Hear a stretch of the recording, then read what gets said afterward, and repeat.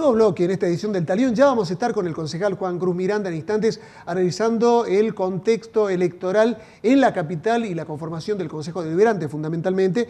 Pero ahora en este bloque estamos con el doctor Guillermo Rosales, nuestro analista político por excelencia, que lo invitamos cada vez que hay que analizar alguna contienda electoral o alguna cuestión vinculada con lo institucional en la política argentina. Gracias por estar nuevamente, doctor Rosales. Muy buenas noches. No, gracias por la invitación y a su disposición, como siempre. Bueno, si le parece, comencemos primero por el escenario nacional. ¿Cómo ha quedado conformado?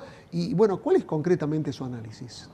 Bueno, yo creo que para la mayoría es sorpresivo, habida cuenta que las encuestas, los técnicos que analizan números, daban una diferencia casi de 10 puntos y casi a Scioli en primera ganadora, en primera vuelta. Yo creo que prácticamente 1 sobre 10 daban un resultado ni siquiera parecido al que ocurrió.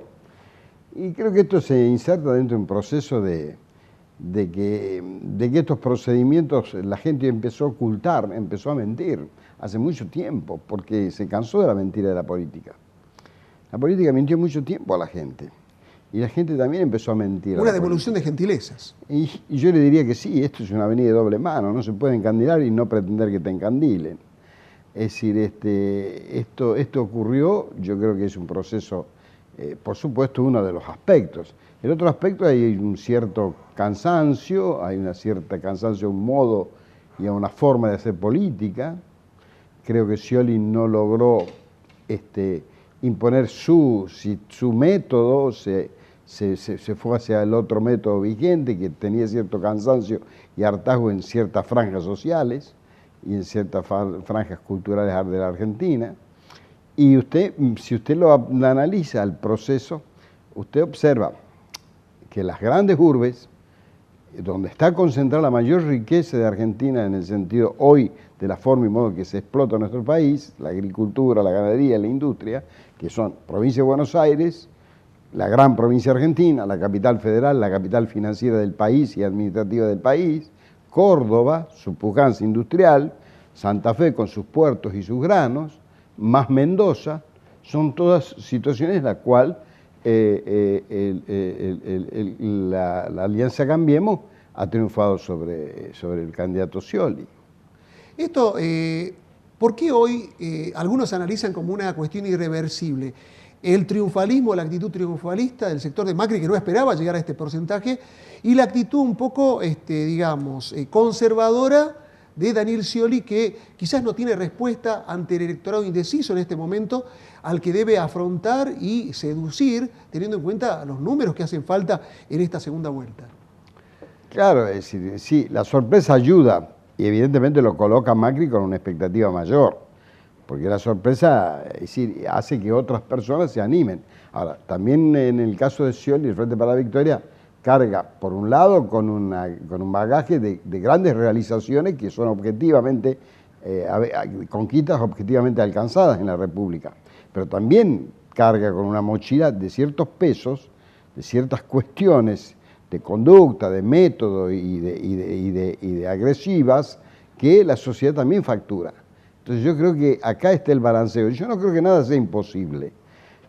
Pero sí, evidentemente y objetivamente, es una elección de características muy especiales la que vamos a tener en estas 4 semanas, dentro de 4 semanas, y creo fundamentalmente que va a depender de la habilidad en que tanto Scioli como Macri puedan transferir a la sociedad a través de procesos nuevos. Ambos tendrán que modificar ciertas actitudes, fundamentalmente Scioli, ¿no?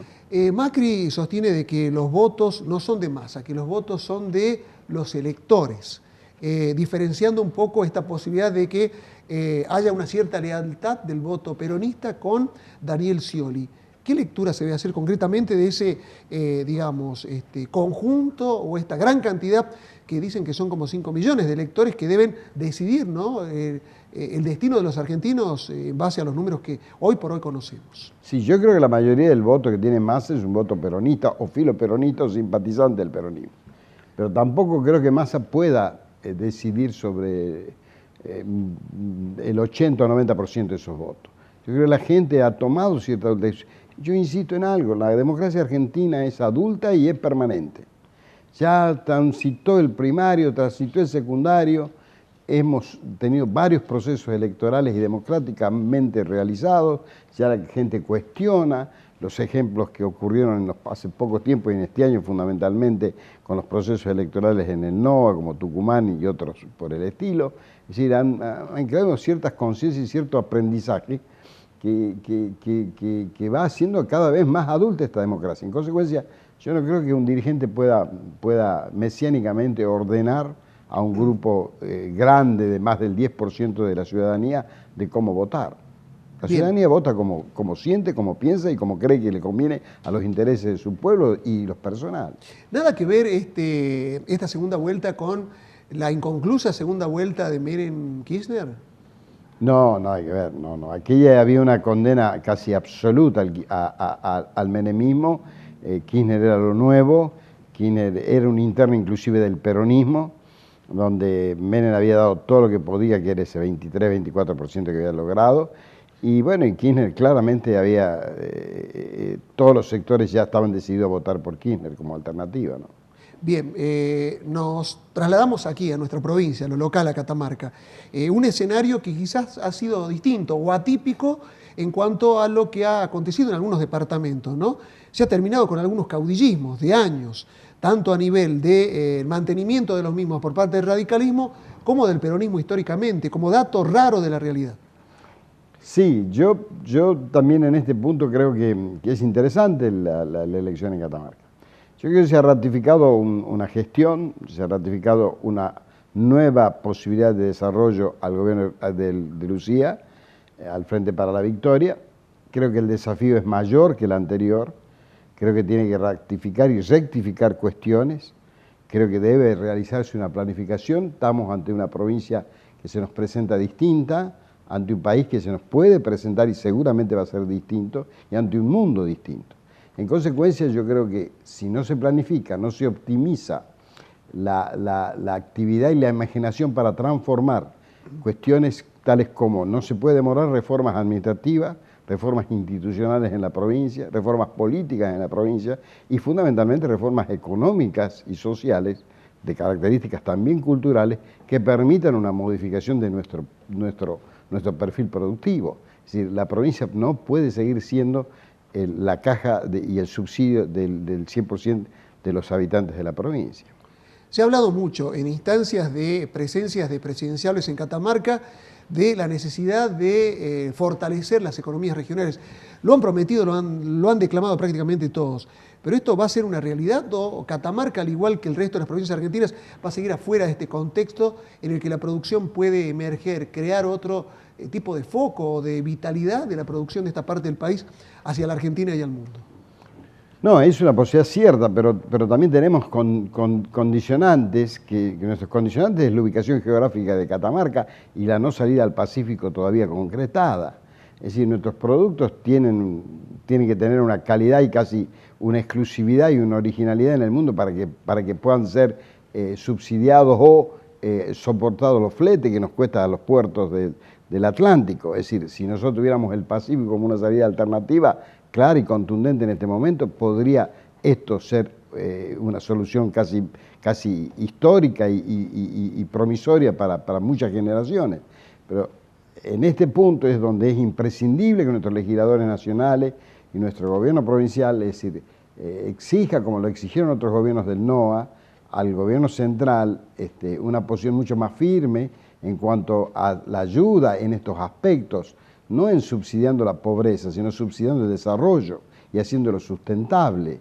Porque en la medida que esto no sea posible, el simple hecho de ayudar a las economías regionales sin contemplar los otros aspectos que hacen a nuestra infraestructura vial, a nuestra infraestructura energética, a las comunicaciones, etcétera, y a nuestra posibilidad de acceder a los puertos en situaciones de paridad con otras provincias de Argentina, no tenemos un destino muy cierto, ¿no? Doctor Rosales, en días vamos a conocer ya los datos finales del escrutinio definitivo de lo que ha pasado en Catamarca. Pero se ha achicado la diferencia en capital y en total provincia de lo que había pasado en las elecciones primarias respecto de justamente esta brecha entre el oficialismo y la oposición. Sí, Por eso yo le digo, esto demuestra que no hay votos cautivos, es decir, que la ciudadanía está muy atenta. Seguramente puede haber habido algunos errores o ha observado algunas mejorías en la oposición o algunos errores en el actual gobierno.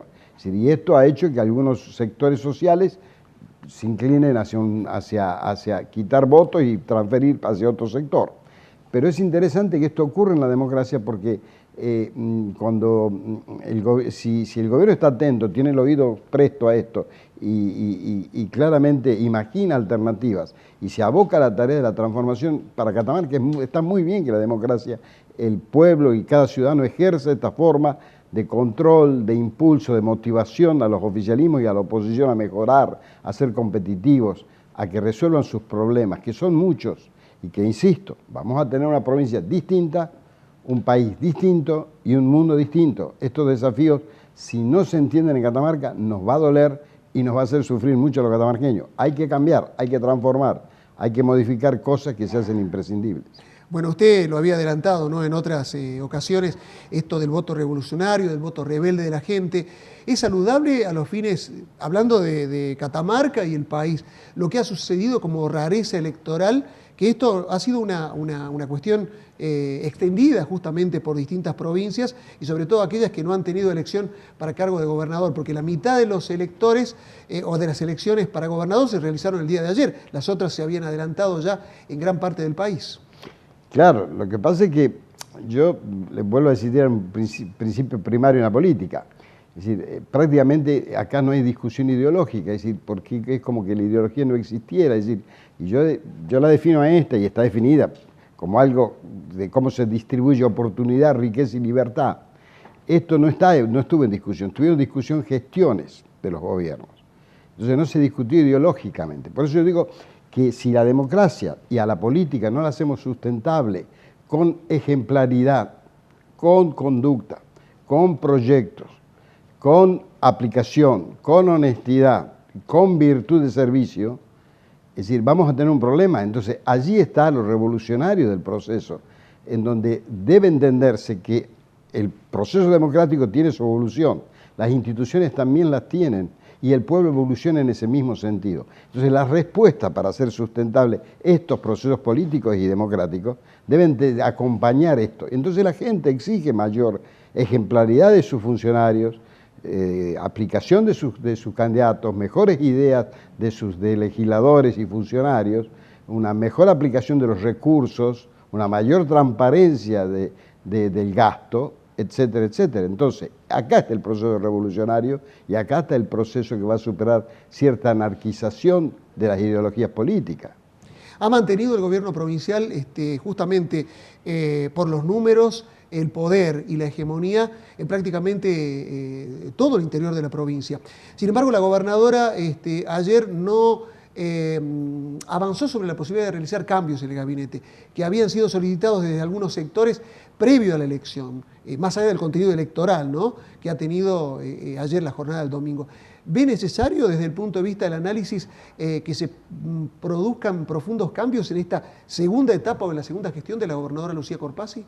Mire, yo soy un atrevido, es ella, como dicen en el fútbol, el director técnico sabe mejor que nadie cómo están sus jugadores. Es decir, pero sí está claro, y yo insisto en esto, más allá de lo que aprecie mi partido o el Frente para la Victoria o los dirigentes. Es decir, Catamarca está afrontando, y vuelvo a esta muletilla, una provincia distinta, son 4 años distintos, un país distinto, sea quien sea el presidente, y un mundo distinto. Para esto hay que planificar y hay que tener un proyecto.